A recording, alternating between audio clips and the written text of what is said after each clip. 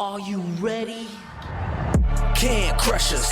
It don't really get no better than this the podcast that you're looking for if you're really heavy into wrestling. Hosted by the Mark. Energy that's so amazing. Gotta keep it entertaining. Rep the Can Crusher Nation. Yeah, you know what's going down in the ring. Lights out when you hit a ding ding. Knock them out like boom bada bing. Hold it down, you can crown me the king. Got a shout out to the Miz and Duke the Dumpster. We choke slamming everybody. Power driving, hit them with a face buster. Yeah, this the show you need and it ain't no need for waiting. Mark, hold it down for the Can Crusher Nation. All about wrestling and keep it entertaining. Can Crushers Wrestling Podcast. Time to break them, let's go. Yeah. Can Crushers. Yeah. Can Crushers. Let's go. Hey everybody, this is Cherry. You are listening to Can Crushers Podcast. I hope you enjoy. Ladies and gentlemen, boys and girls, children of all ages, welcome back to another Can Crushers Wrestling Podcast. I am your host, Mark the Mark Martinez, and it is time for another Spotlight Edition. You guys know how excited I get about these Spotlight Editions because we get to learn the story of about a professional wrestler, how him or her got into professional wrestling, and all those stories are really freaking cool. I love it. Well, in this one, it's actually about with my new boss. Right? Yeah. Part owner, professional wrestler, Nathaniel Cunningham of High Ground Pro Wrestling. Yeah. So I have to be good, right? I have to be good and be a good guy for this one. Nah, we're fine. We're fine. This coming Saturday, guys, make sure you're out at the Falcon's Nest in Mayfield, Pennsylvania to check out New Beginnings for High Ground Pro Wrestling. I'll be there along with my guest, Nathaniel Cunningham, and a host of others from High Ground Pro Wrestling. So we're going to get into it. We're going to get into meat and potatoes. We're going to find out what makes Nathaniel tick, why he got into professional wrestling, and the TOP. Because, come on, we can't have a show unless we talk shit about somebody. It's just the way it is. All right, but we have to tell you about cool stuff first. Cool stuff, collar and elbow. Hats, hoodies, tees, all the cool stuff that Al Snow and the Hooligans have down at Collar and Elbow. Make sure you check it out. If it's from the Dusty Rhodes shirt, the Shad Gaspar shirt, the Animal shirt, to my favorite still, the Al Snow and Head Macho Man shirt, you can get them all, along with the new stuff that is just pumped out month after month after month. Just check out the website. And then when you put all your stuff in a cart and it says, hey, do you have a promo code? You do. It's Can Crushers. All one word, capital C and Can, capital C and Crushers, and you'll save 10%. That's really cool within itself. Guys, where can you find us? Anywhere you listen to podcasts. Spotify, iTunes, iHeart, Alexa, Google Play, Stitcher, Buzzsprout. The list goes on and on and on. Wherever you listen, we're most likely there. Yeah, I get a big head over that. We're most likely there. It's pretty cool, right? Social medias, Facebook, Instagram, and Twitter. Slide right into our DMs. Reach out to us. Do some cool stuff. Get involved in the chatter and everything on our social medias.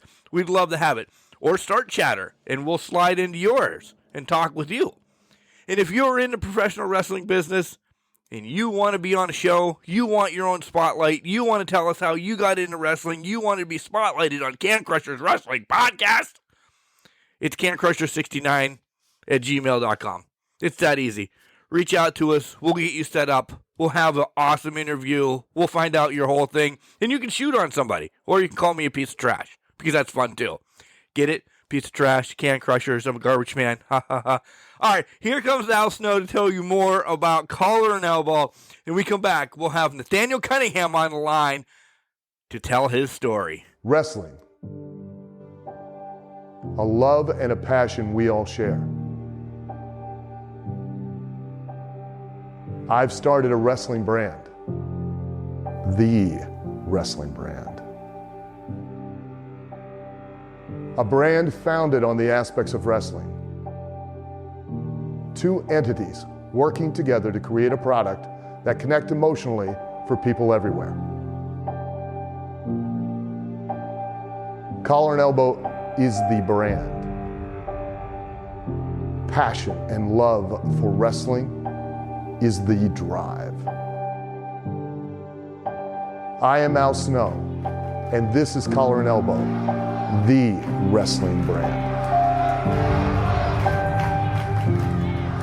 Hey, this is Shauna Reed, and you're listening to Can Crushers. This guy's awesome, but sometimes, he likes to talk about other things that are about Joe Jonas, and really wants to be about the Jonas Brothers. So enjoy his fandom about wrestling and secretly duetting with Joe Jonas. And welcome back to Can Crushers, guys. You heard how excited I was to talk to the boss, essentially, and bring on Nathaniel Cunningham to talk about, one, this weekend show, and then learn more about him and how he got into wrestling and just the goofiness of professional wrestling. Nathaniel, how are you tonight?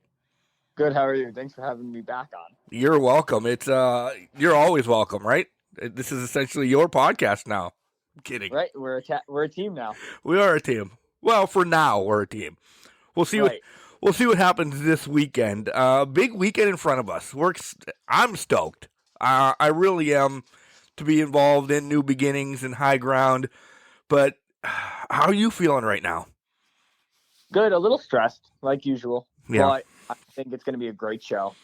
And so far, we have a huge turnout in tickets. So get your tickets while you can.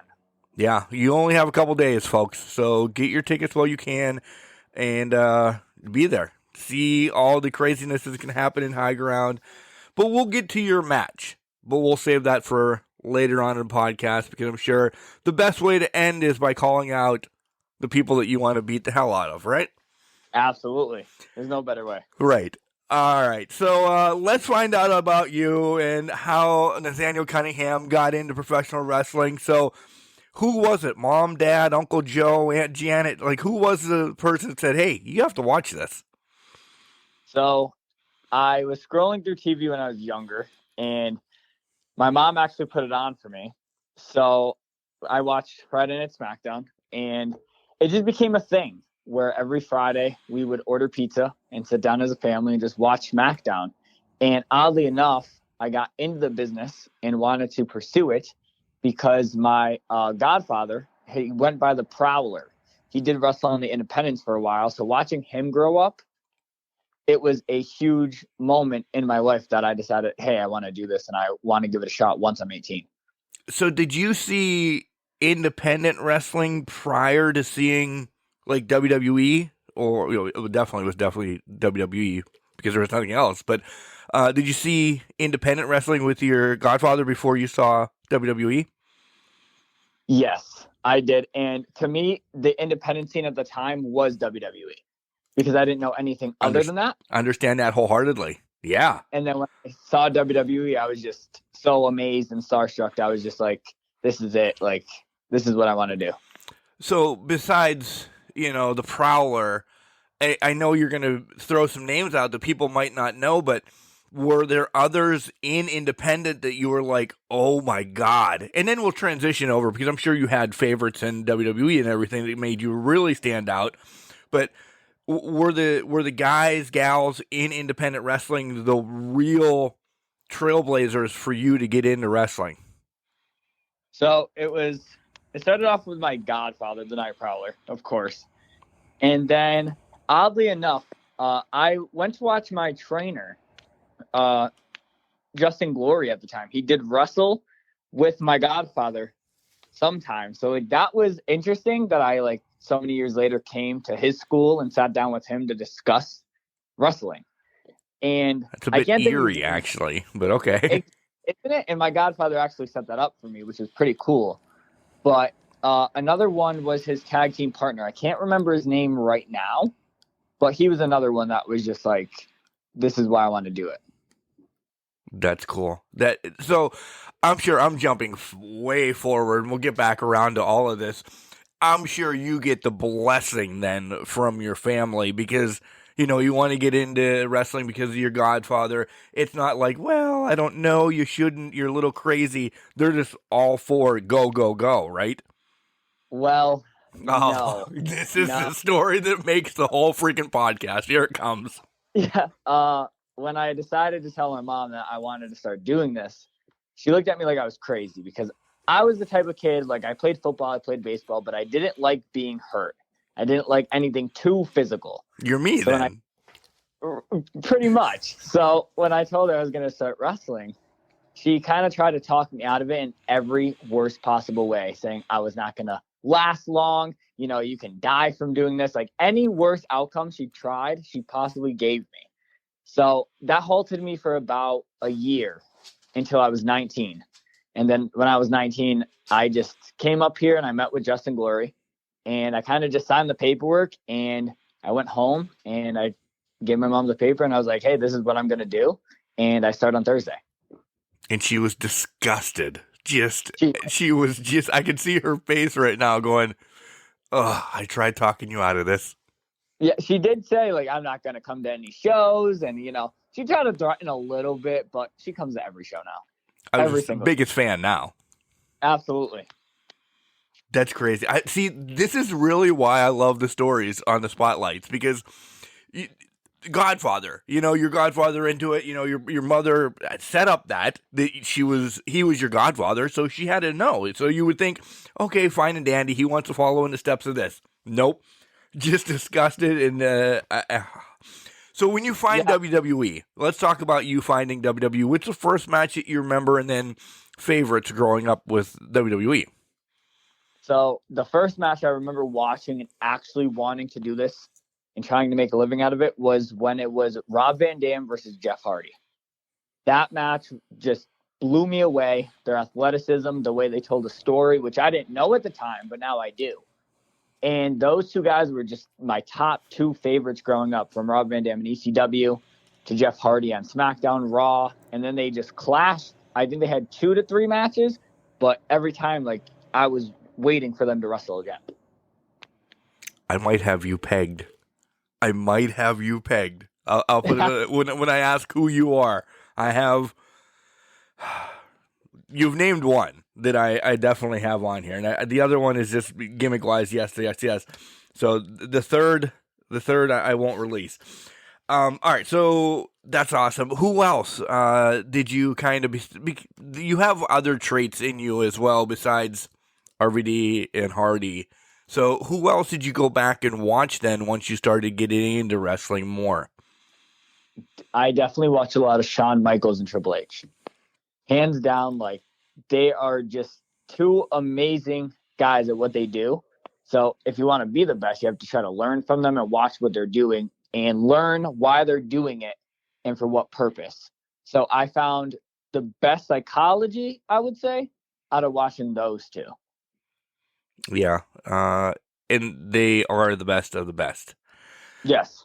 All right, so you make the phone call, you trickle up, and you go to sign the papers when you're 19 and everything. So why did you pick where you went to? Let's talk about training a little bit. Did you ever think, well, maybe this isn't what it's all cracked up to be? Oh, my God, all the time.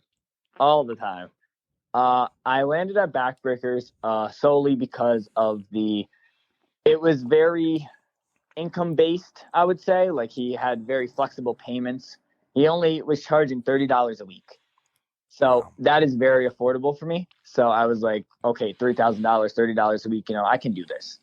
So throughout my training, I would say I wanted to quit probably a good handful of times. But Justin Glory, being as great as he is, he really took his time with me and really developed me into what I am today. And if it wasn't for him, I would not be at the level I'm at right now.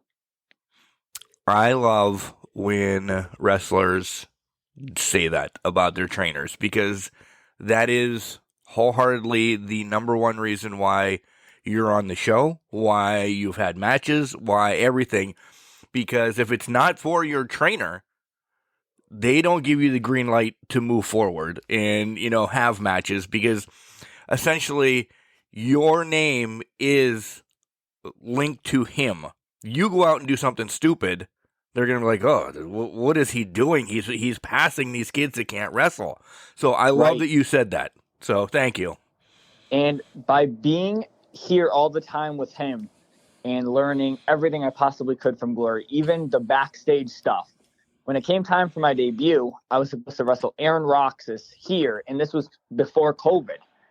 It actually got canceled that week, so I was sitting at home this whole time, and then one of my guys that mentored me, his name is Chris Banks, he texted me, and he's like, hey, do you want to make your debut at Eclipse against me? So I texted Glory, and we talked it out, and he gave me his blessing.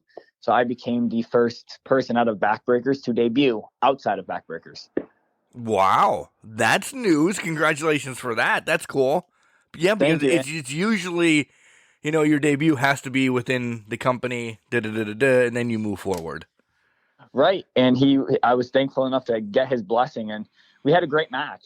But I ended up getting hurt a little bit in my debut match. I crotched myself on the turnbuckle, and I was peeing blood for the next 3 hours. Oh my God. Yeah, so, everyone has a good story for their first debut. Mine was just painful. Do you go back and watch that and you're like, oh man, what the hell did I just do there? Was it, and I'm not pointing fingers, but was it your fault? I would say it was my fault because I stood on the top rope, and I know how my feet are supposed to come down in the middle, but my feet just completely slipped, and I came straight down full force. There was no stoppage. So from being up that high to coming straight down. I'm in pain right now, by the way. I'm in pain right now.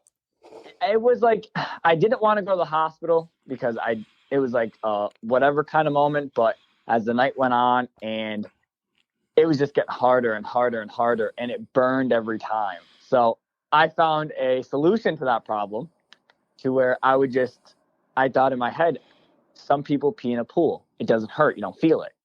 So essentially, I just got in the tub every time I had to pee, and I just did it and threw myself up. So that was my solution.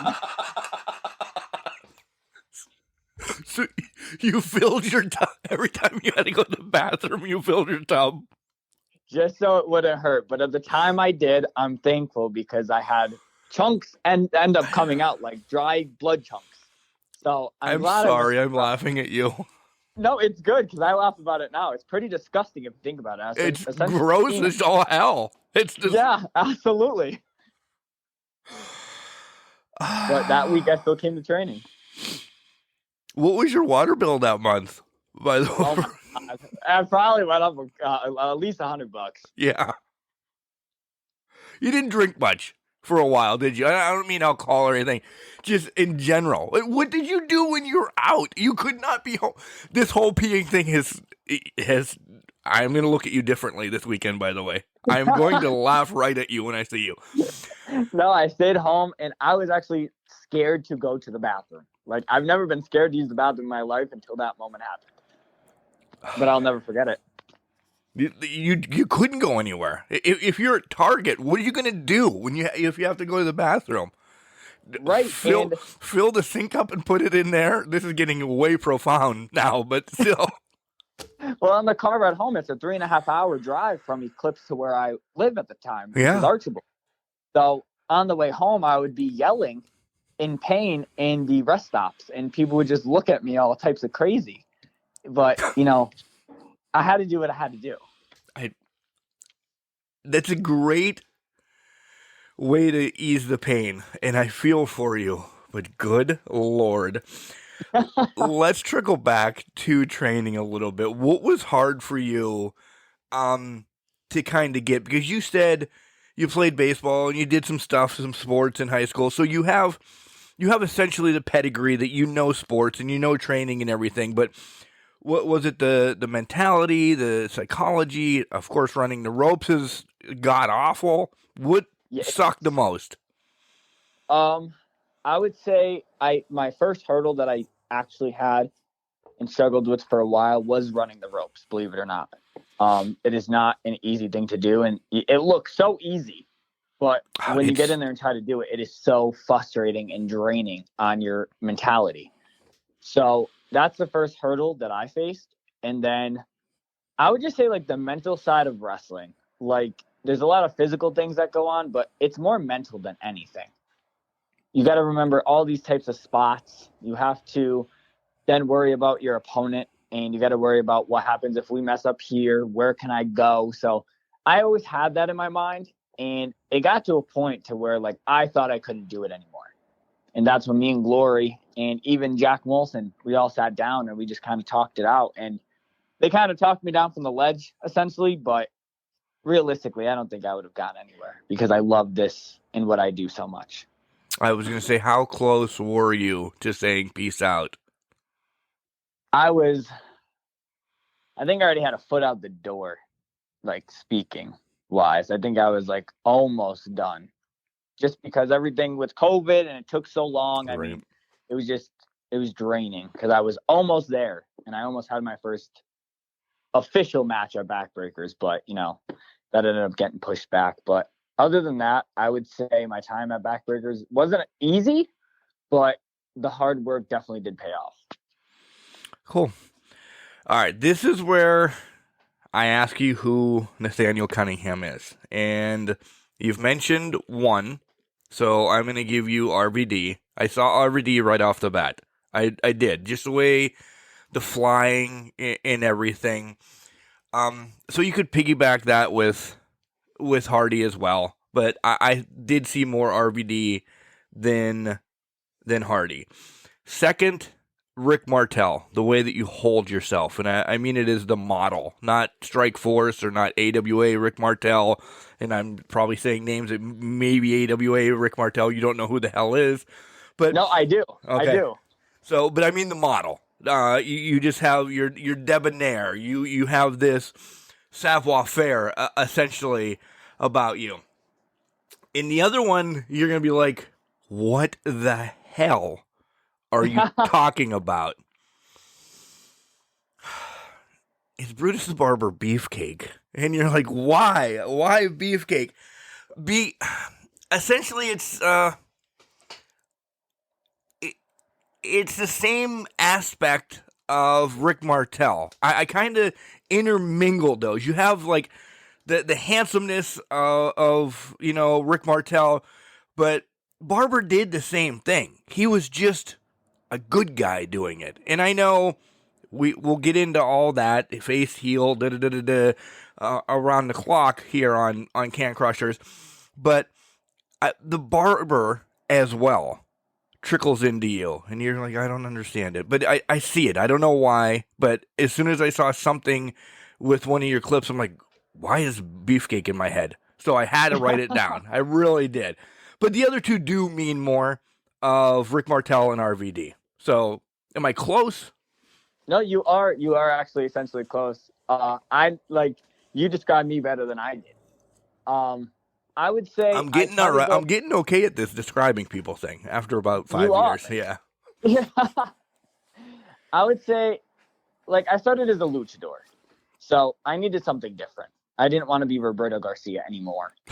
So when me and Glory talked, he was like, I did the Glamour King kind of gimmick, and he explained it, and I was like, well, that's what I'm kind of essentially going for.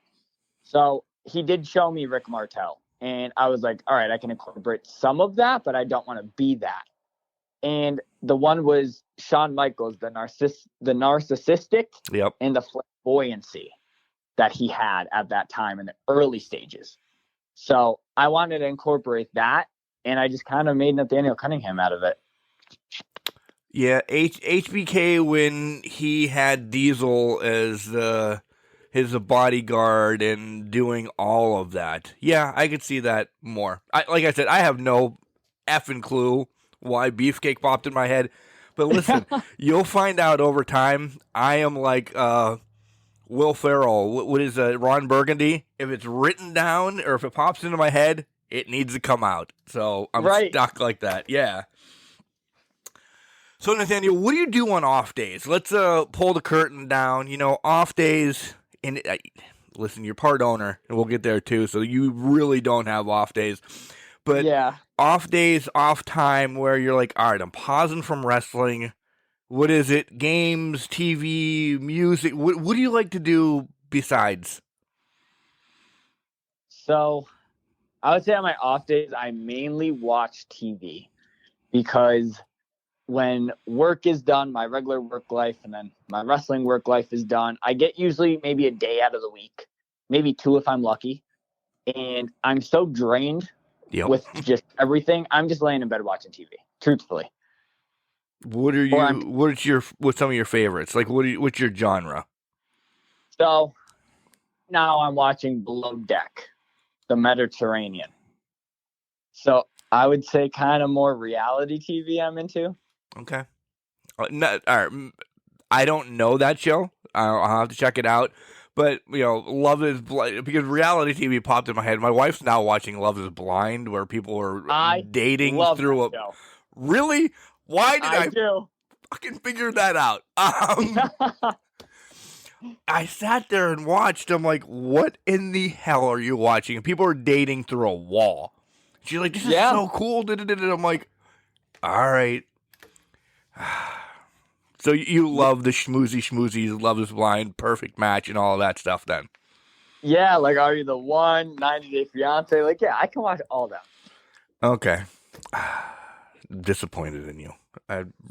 If my other show is Law & Order, I can watch Special Victims. Yes, thank you. Okay. No, not that there's anything wrong with it. I just, I can't. So let me ask you this one then. Here's another one from maybe a year or two ago. Did you watch the Beast dates or the people that were dressed up as like frogs and bears and everything? What the hell was that called? It was on Netflix as well. No, but I wish I did now. It's still on there. Is it? They really... I'll text you when we're done with this because I'm not going to yell up to her during the podcast. But literally people were made up as like birds and bears and whatever, and they went on dates to see if they were, applicable. That's pretty interesting. Now, have you watched the new one that came out on Discovery? It's called MILF Manor. No, but that's probably up my alley. Okay, you have to watch that. It's essentially a show where these moms go on to try to find a companion, and then all of a sudden their sons are introduced. Oh, God. And they date each other's sons. So it's wild. They're dating the other sons? Yes. Good Lord, what is this podcast? This is a wrestling podcast. What are we? We're talking about peeing in tubs and MILFs dating other sons. Don't forget to come out to High Ground Pro Wrestling this weekend, folks. Absolutely.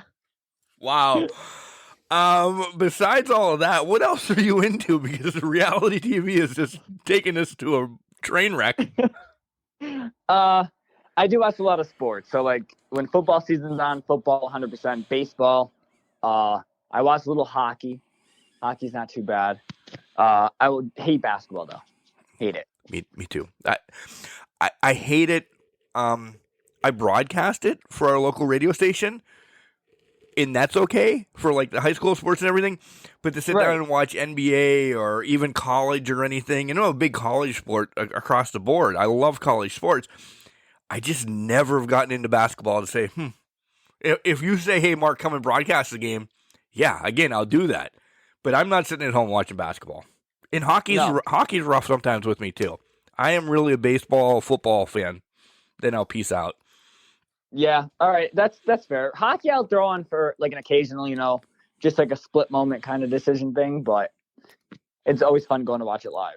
Well, yeah, that's a different story. Do you watch wrestling for wrestling anymore? Or do you always have to say, yeah, that's what Wardlow's doing, or that's what Britt Baker's doing, or Roman did it like that? Or can you be like, man, this bloodline freaking storyline is the greatest thing that's ever happened? No, I can't. Wrestling ruined wrestling for me. That sucks, because you were a fan first. And I mean that wholeheartedly nicely, because that's what we're all in it for. Yes. The only reason it ruined it for me is because now I'm trying to like get different psychological points and what they're doing. And every mistake that is made now, I can just point it out. And it's like they didn't kick them, or you know what I mean? Like that looked off. Like you can just tell now. And I mean, I've been doing it 4 years now. It's not a long time by any means. No, but you're in the business and you understand it. Yes. And that's why I ruined it essentially. Yeah. Half and half. And like, I've never been through training or anything like that, but I've been around it enough and this, that, and the other thing that I can shut it off sometimes. But then there's sometimes I'm like, oh my God, what did they just do there? And I'm nobody to say to start throwing people under the bus. So, yeah. When you were doing your training, and even now, and I know we talked about Rick Martel, but is there anybody else, like, how far back did you go for tape study? 80s, early 90s, where were you? I did trickle back to the Hunter Hearst Helmsley era. And I started watching a lot of him at that stage as well. So and that him against the Godwins then? That era? Yeah. Okay. So that era was more interesting for me than I would say now, because it was just so it was a different example of wrestling, but they kept it more like kayfabed. Yeah. If you know what I mean? Like, it was just so private, and everyone wanted to try to get in, and like it just made the crowd believe a lot more. So everything was just turned up to like a 20. And now it's kind of like they know it's scripted, so they appreciate what you do, but at the end of the day, they know it's fixed. Yeah, it's idiots like me that have ruined professional wrestling as well. And I'll throw myself under the bus because we talk about it so much, and it's just like I just said. Oh my God, Roman missed the Superman punch, but Sammy still went down, and then people will rewind and say, "Oh yeah, I didn't even see that when that happened. Oh man, that kind of ruined that moment or whatever." Yeah, I completely agree, because there weren't podcasts, or there were some dirt sheets, but not a lot out there at that time to tell us what was going on. You lived it. There was like white heat still in the crowd. Right. I don't know if we're ever going to see that again, unless somebody legit gets killed in the ring. Then we're going to get white heat, but we're going to get a lot more. I agree. And I think wrestling did have to evolve with social media and everything. So, I mean, like, all the podcasts and all the interviews that are being done out of character, they're essentially very good for the wrestlers. So I can't complain about that too much. Right. All right, transitioning back, and I like how you brought that up, because this is my favorite question, and I guess it might be the hardest one for some wrestlers and talent to talk about, because it hits home and it could be rough. Wrestling needs to change still. There's still a lot of dirtiness in wrestling, and everybody knows. I don't need to bring up names or this, that, or whatever happens, but if you could change one thing in professional wrestling that still needs kind of a little kick in the ass, what would you change, like, overnight? So I might get a little heat for this one. I'm not sure. Okay. Depending on how some people take it. But being young in the business and still being as hungry as I am, and along with the other kids I train with, the veterans, so to speak, we do the same thing, but sometimes we don't get as much appreciation for what we do, if you understand what I mean. Yeah. It's that we want a handout. It's at this point we're with the company for 4 years already, and you're still acting like we're nothing. And some people complain if they have to put us over. I mean, we work just as hard as they did, and they should know how it felt to break in the business years ago. Right. So that's kind of where we're at right now. We're trying to understand them, and they're still trying to understand us. But I think, like, if we just put all of our experience aside, we all love wrestling. It'll be a better thing than just to be on a high horse. Now, some veterans aren't. They are hands down the nicest people, and they will help you with everything. But there's still a couple in every locker room that, think they're from WWE. Yep. No. And I see that across the board at indie shows that I could go to all the time. And yeah, you get it as a fan, too. As Mark the Mark going to it, you can see it when Veteran X comes out at halftime or intermission. Halftime, I'm an idiot. At intermission and talks, because normally, like, independent crowds, independent wrestlers, it is just a party at intermission. Everybody's intermingling, this, that, and the other thing. If you have that one vet, whoever it may be, who is just standing there sturdy at his table or her table and just doesn't you know, or you can feel that you don't even want to go there because their shit doesn't stink, or, you know, it's a rough time in that locker room because nobody's talking to this person. You can Right. feel it as a fan too. And it doesn't have to do so much that they're veterans. It has to do with the clickiness inside of wrestling. Yeah, the Good Boys Club. That's what I always call it. Yes. Yeah. Like, we're all doing this. We all love it. There's no clicks. Let's just have fun. And collectively, if we all get along, the show is going to be way better for everybody involved.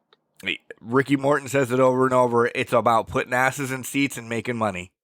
Right. If it's the old vet or if it's the wily, you know, get ready, I'm going to throw it under and the guy will punch me probably this Saturday.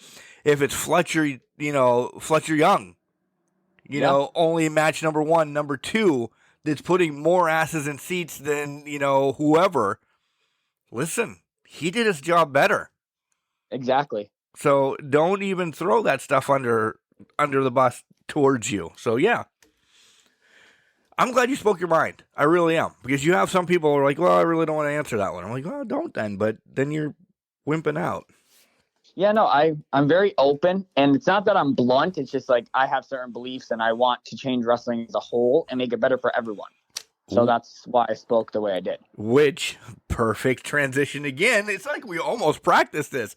Part owner of High Ground Pro Wrestling.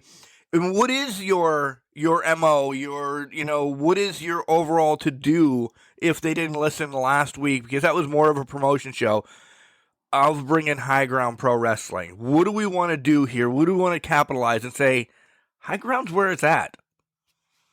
So the main thing we're trying to do within our personnel and our roster is just to make it a great environment so everyone can thrive. Because if we're all not thriving and we're all not having fun, we should just end it where it is now. We don't need the drama, because the drama will trickle out to the crowd, and the crowd will essentially feel there's tension somewhere. We don't want any of that. We don't need any of that. We worked way too hard to even get this thing going off the ground. So we just want a good, fair opportunity for anyone and anyone. Like, doesn't matter if you're a 10-year vet or you just essentially need your first match. We're very open to all experience levels, and we want to make sure you guys are taken care of as much as the fans are. Yeah, and that's a huge part of professional wrestling, then, now, and forever. And yes, I'll use that, but it really is, because everybody needs that first step. And if High Ground's that first step, awesome. The now is where, listen, I'm going to say it because she's my gal, where Shelby is going to thrive, and, you know, Val is going to take over, and then, you know, Donnie is going to shine. And then you get a vet like that Wrestler X that I'm saying that wants to come in and says, wow, High Ground's really doing something, and maybe I can put my 2 cents in if I check my shit at the door and really help them, and they're going to take over Area X into Area Y, into Area Z, and then it's Pennsylvania, essentially. You know, that's what it's about. And I'm not the type of guy to sit with Jack Molson in the office and, you know, shoot down ideas. I want to hear your ideas, because I will incorporate them if they make sense. I'm not going to shoot anybody down. I'm going to take what you have to say and I'm going to implement it in the best way that I can for you. Right. And that's an open door for, you know, anybody in the locker room. They want to come in and say, hey, this, and you're like, well, this is probably a better way. Exactly. So everybody can come. Yeah, see, I understand this now. Wrestling is a goal then for High Ground in 2023, and then we're going to trickle back to you. What's a goal for High Ground for the rest of 2023? So we're going to work towards something that we're doing. I'm not going to give the name yet or the location yet, because we haven't locked it in, but we're almost locked in. It's essentially going to be our WrestleMania. So it's going to be the biggest show that most independent companies can't run, because they don't have 2 rings or they don't have the certain functions that we now have. So when the time comes, we're going to release this information, but we're hoping sometime on Can Crushers, by the way, on Can Crushers, just throwing that out there. First. But we're working towards our biggest show of the year. So we're trying to hone down these storylines. We're trying to make the fans want to come back for more. Because if they're lackluster stories, they're going to see right through them. We need strong stories going into 2023 to make a good year out of not only our rosters, but our fans' money. Right. And that's priority as well. I'll throw that out there. Fans' money. I'll speak. Maybe I'm speaking out of turn right now, and you can say, shut up, Mark. But you don't want to give them, charging whatever and then giving them a $2 product. That's not what I already feel that. That's not what High Ground's about. No. Yeah. And essentially, we understand how hard it is to make our money now, especially after COVID. Things have gone up. So if you're going to pay $20 or $15 advance to come see our show, we want you to be a part of it and get your full amount out of it. Right. Right. So everybody check out High Ground. Make sure you go to all the socials, like, follow, share, get involved with High Ground as well. Watch as we continue to put more and more out where the next show is, next big matches and everything. But all right, we'll trickle back to you. Same thing now. What are your goals, your personal goals for 2023? And I know it's going to be hard to separate being, part owner of High Ground, but listen, you're still in the ring. You have to have goals yourself. Yeah, absolutely. I would say for 2023, I've been hitting the gym hard again. So I want to just get my size up for this year and just focus on more of my fundamentals in the ring and really hone them in a little more. And then I would say my long-term goal is definitely being on the Super 8. Who doesn't want to be a part of the Super 8? Right. In Jersey. And I think long-term goals, I do want to end up getting signed somewhere. I don't care if it's Impact, AEW, WWE. If it's a good contract and I do have what it takes to get there, I want to take it. Any goals to, head overseas prior to one of those contracts or down to Mexico or Canada or anything? If I had the opportunity to, I would be there 100%. Canada, Mexico, Puerto Rico, Japan, I would go in a heartbeat. And I have really bad anxiety, but I'd put that aside and I would go 100%. No ifs, ands, or buts. Is there one that you would love to do more so than the other? I would say Canada. Really? Yeah, I would pick Canada. Is it because I understand the anxiety? You just gave it to me now because now I'm feeling it for you. Is it because it's the kind of closer, kind of more, just regular, more familiar before you trickle over? Maybe it's like a two-step process. Go to Canada, get your feet wet, and then you're like, hey, England's good. Oh, yeah, I can do Japan now, too. That's kind of where the mentality is right now. But freaking anxiety. I understand it. Right. But if Mexico reaches out first, I have to go. Right. So no matter what, I do take medication. So that's not a problem. I'll go anywhere. I travel every weekend. But if it was to be Canada first, I'd be happy. Okay. Cool. I'm all for that. Check out Greektown Pro Wrestling. Channing Decker and a lot of other people do crazy stuff up there. It's just in Toronto. Just saying. Yeah. Don't drop my name to Channing. No, Channing is one of my favorites. You can drop my name to Channing. That'd be cool. I love this question. Dream match, but I always add the stipulations. So where do you want it? Who do you want it against? And then, what's the stipulation of the match? Are we going to do the independents and then WWE or something? Yes. Okay.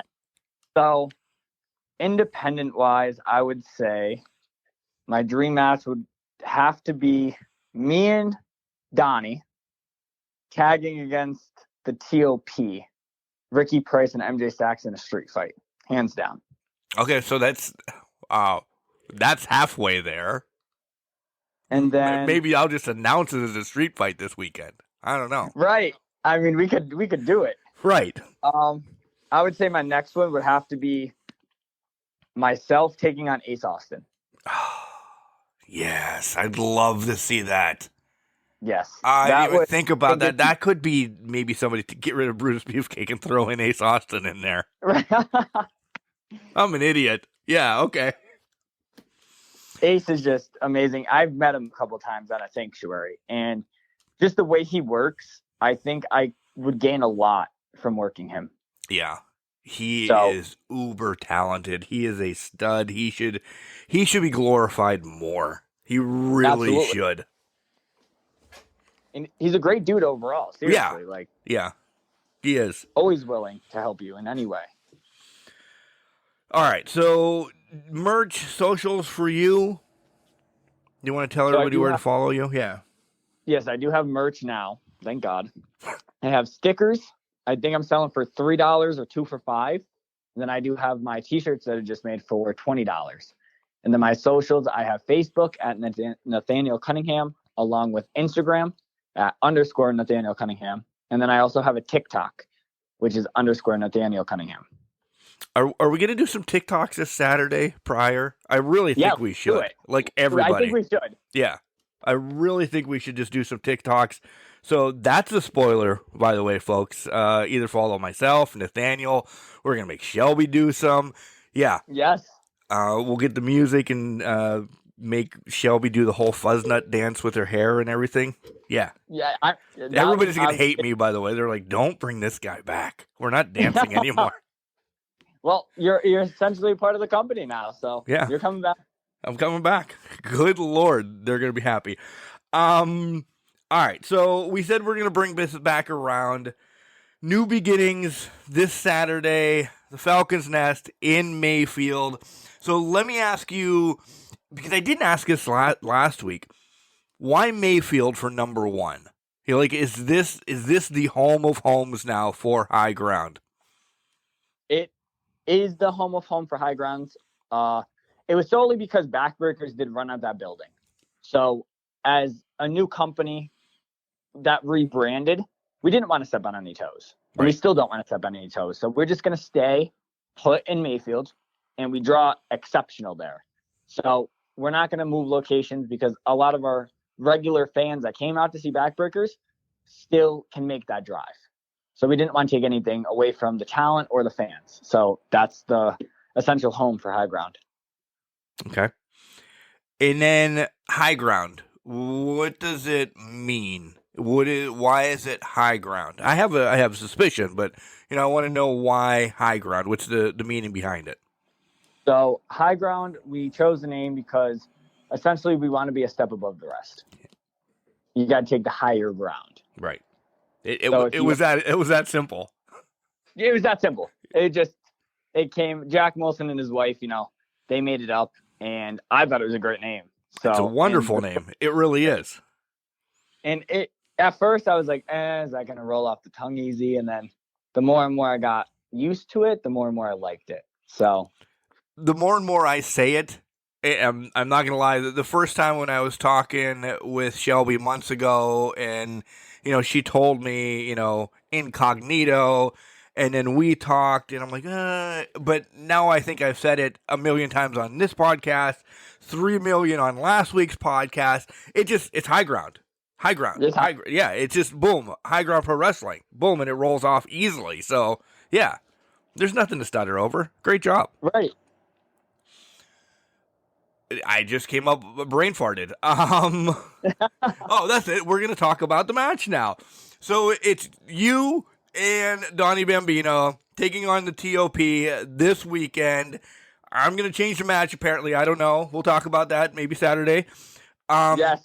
What do we expect? Because, listen, Donnie says this is going to be the match of matches. It is. It is.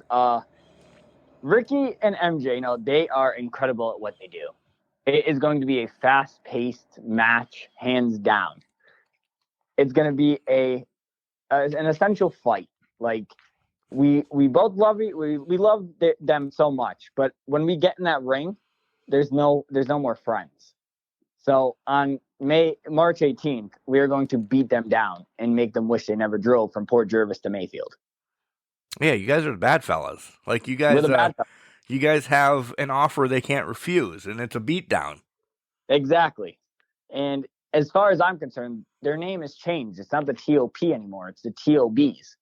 And that stands for the team of bitches, because that's what they are. God, they're going to punch me in the face when I say that. Telling you, that better not be referenced at all Saturday. Oh, I'm definitely going to make it known at that show. Oh, this might be a one and done because Ron Burgundy is going to be your announcer for the night. Nathaniel, did I miss out on anything? Is there anything else you want to announce? Anything else you want to chat about here? No, I don't think you missed anything at all. All right. See? Quick and easy. We got this down pat. Again, you got a few days to buy your tickets to New Beginnings at the Falcon's Nest in Mayfield. Super excited to be part of this high ground. Super excited to have Nathaniel on. And then who knows? There's a litany of high ground pro wrestlers coming on this show to tell their story, cause havoc, and then just continue to take over Pennsylvania. And I'm proud to be part of it. All right, Nathaniel, thanks again, and have a great night. You too. Thank you very much. Ladies and gentlemen, that's the boss. My boss, Nathaniel Cunningham, of course, had to be one of the first to come on Can Crushers once we signed a deal and he made me an offer I can't refuse. The bad fellows. Yeah. That's a horrible Godfather impression. So maybe I should never do that again. But I love the story of how Nathaniel got into professional wrestling. Like his godfather was a professional wrestler, and he got into it from watching that Indies first. And then he goes and tells his mom, "Hey, I'm going to be a wrestler." And she's like, "No, you're not. No, you're not. Not going to happen. Nope." And then a couple years later, boom, he does it, and look where he is now. He's an owner. He's not only a professional wrestler, part owner of a company, of the company that I work for, High Ground Pro Wrestling. So, yeah. I had him pinpointed. Guys, I really don't understand when I was watching some of, his clips, why Brutus Beefcake popped in. I wish I show you my notes. But Rick Martel popped in, RVD popped in the way he flies, but Beefcake popped in. I could not get it out of my head. Ace Austin's definitely a lot better. Ace Austin's definitely a lot better for him than Beefcake. So, write that one off. I'll take a 2 for 3. 2 for 3, Beefcake's thrown out. So much to come with High Ground Pro Wrestling. Stick and stay here on Can Crushers. Super excited to be part of it. And man, oh man, get there, buy your tickets.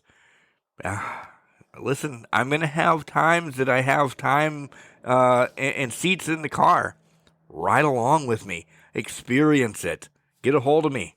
Come out to Mayfield. Come out to High Ground Pro Wrestling. All right, guys, it's this weekend. Get there. All right, remember, just because you're trash doesn't mean you can't do great things. It's called a garbage can, not a garbage cannot. Make sure you tell your loved ones you love them, because you never know.